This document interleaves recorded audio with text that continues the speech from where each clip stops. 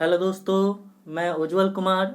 आज हम लोग लिंग के बारे में पढ़ेंगे और लिंग के प्रकारों को जानेंगे, जो कि जितने भी बोर्ड के एग्ज़ाम होते हैं वहाँ पे आपको इस टॉपिक से प्रश्न आपको देखने को मिलते ही रहते हैं। और कम्पिटिटिव जितने एग्ज़ाम होते हैं वहाँ भी इस चैप्टर से आपको प्रश्न देखने को मिलेंगे। जैसे कि आपका हो गया केवीएस हो गया, एसएससी हो गया, रेलवे हो गया, डी ट्रिपल एस भी हो गया, सी टेट हो गए, ठीक है। और अन्य जो भी कम्पिटिटिव एग्जाम्स होते हैं जहाँ पे हिंदी पूछे जाते हैं, इस टॉपिक से प्रश्न आते हैं। तो चलिए हम लोग आज लिंग के बारे में जानेंगे और लिंग के प्रकार को देखेंगे, ठीक है। और इसको हम कैसे पहचानेंगे इसके बारे में भी देखेंगे। चलिए, तो लिंग की पहली परिभाषा की हम बात कर रहे हैं। जैसा कि आप लोग देख रहे होंगे, तो लिंग की परिभाषा की बात करें, लिंग किसे कहते हैं, तो इसके बारे में जानते हैं। तो लिखा गया है कि ऐसे शब्द जो किसी पुरुष या स्त्री जाति का बोध कराते हैं उसे लिंग कहते हैं। मतलब ऐसे शब्द जो पुरुष या स्त्री जाति का बोध कराते हैं उसे क्या कहेंगे? लिंग कहते हैं, ठीक है। आप देख रहे होंगे नोट में कुछ लिखा हुआ है। क्या लिखा हुआ है? कि लिंग का निर्धारण संज्ञा के शब्दों के द्वारा होता है। लिंग का जो हम निर्धारण करेंगे वो संज्ञा के शब्दों के द्वारा करेंगे। और एक चीज और लिखा हुआ है कि लिंग का शाब्दिक अर्थ, ठीक है, लिंग का शाब्दिक अर्थ या अर्थ, ठीक है, क्या होता है? पहचान या चिन्ह होता है। लिंग का शाब्दिक अर्थ पूछे तो पहचान या चिन्ह होगा, या फिर सीधे अर्थ पूछे वो भी पहचान या चिन्ह होगा। चलिए आगे बढ़ते हैं।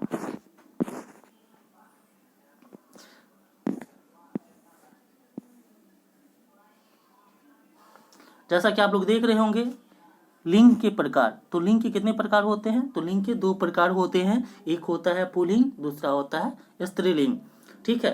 अब पुल्लिंग की बात करते हैं तो पुल्लिंग के बारे में जानते हैं, इसकी परिभाषा को हम समझते हैं, या किसे कहते हैं पुल्लिंग, इसके बारे में जानते हैं।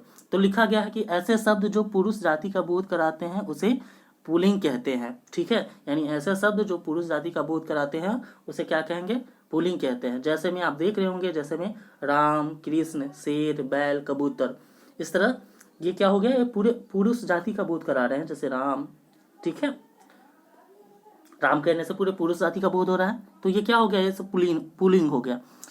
स्त्रीलिंग की बात करते हैं तो स्त्रीलिंग में लिखा गया कि ऐसे शब्द जो स्त्री जाति का बोध कराते हैं उसे स्त्रीलिंग कहते हैं। जैसे में देख रहे होंगे आप, सीता, राधा, शेरनी, गाय, तितली, इस तरह से, ठीक है। चलिए आगे देखते हैं हम लोग।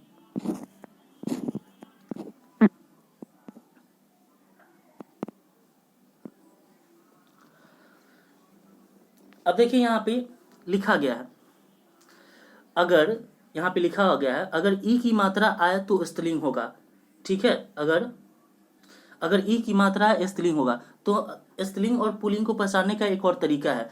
अगर हम कोई भी शब्द बोलते हैं, शब्द बोलने पे अगर उसमें ई की मात्रा आ जा रहा है तो क्या होगा? स्त्रीलिंग होगा, ठीक है। और अगर आ की मात्रा आए तो क्या होगा?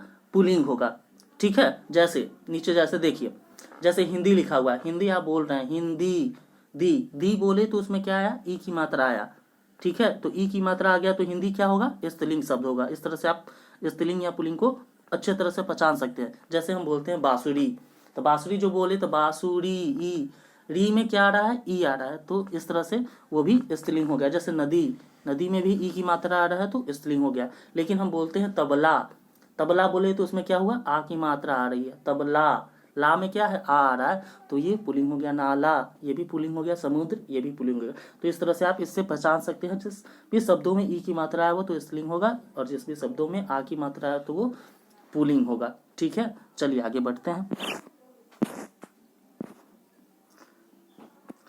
अब देखिए पुल्लिंग में क्या क्या आते हैं, एक चीज और देखेंगे। जैसे देशों के नाम, जैसे देशों के नाम जो होते हैं वो पुल्लिंग में आएंगे। जैसे देख लीजिए, भारत, इंग्लैंड, पुर्तगाल, ये सब क्या होंगे? पुल्लिंग होंगे। लेकिन अपवाद में, जैसे कि अपवाद में श्रीलंका, चिली, जर्मनी, तुर्की, ये चार जो देश हैं ये क्या होंगे? स्त्रीलिंग होंगे, ठीक है। ये चार देश स्त्रीलिंग होते हैं।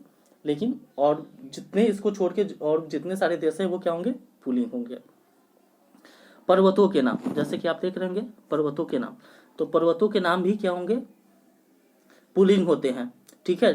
जैसे हिमालय, काराकोरम, एंडीज, ठीक है। लेकिन अपवाद में अरावली जो होता है वो अरावली जो पर्वत है वो स्त्रीलिंग होता है। और आगे देखते हैं तो तरल पदार्थ भी क्या होंगे, पुल्लिंग होंगे, जैसे पानी, तेल, पेट्रोल, दूध, दही, ये सभी क्या होंगे, पुल्लिंग होंगे। लेकिन अपवाद में क्या होता है, जैसे तरल पदार्थ में जैसे चाय हो गया, लस्सी हो गया, शराब हो गया, ये क्या होंगे, स्त्रीलिंग होंगे। ठीक है। उसी तरह अन्न या अनाजों के नाम जो होंगे वो क्या होंगे, पुल्लिंग होंगे, जैसे चावल, गेहूं, बाजरा, जौ, ये सभी पुल्लिंग होंगे।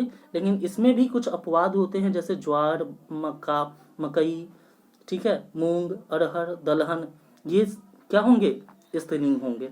इसको ध्यान में रखिएगा। महीनों के नाम, ठीक है, महीनों के नाम भी क्या होंगे, पुल्लिंग होंगे, जैसे कि अगस्त, सितंबर, मार्च, ये क्या होंगे, पुल्लिंग होंगे। लेकिन इसको छोड़ के और अपवाद में जैसे जनवरी है, फरवरी है, मई है, जुलाई है, ठीक है, ये 4 महीने क्या होंगे, स्त्रीलिंग होते हैं, जनवरी, फरवरी, मई और जुलाई स्त्रीलिंग होंगे। और इसको छोड़ के बाकी सारी जितने भी महीने हैं वो क्या होंगे, पुल्लिंग होंगे। ठीक है। दिनों के नाम, यानी जितने सारे दिनों के नाम होते हैं वो सभी पुल्लिंग होते हैं, जो भी दिन हो गया यानी वो भी पुल्लिंग होते हैं। और शरीर के अंगों के नाम भी क्या होंगे, पुल्लिंग होंगे। जैसे उसमें देख लीजिए, चेहरा हो गया, मुंह हो गया, गाल हो गया, कान हो गया, सिर हो गया, नेत्र हो गया, ये सभी पुल्लिंग होंगे। लेकिन आँख, कान, ठीक है, सॉरी, आँख, नाक, गर्दन, कोहनी, ये क्या होंगे, स्त्रीलिंग होंगे। ठीक है। चलिए अब थोड़ा सा और है, आगे देखते हैं स्त्रीलिंग के बारे में।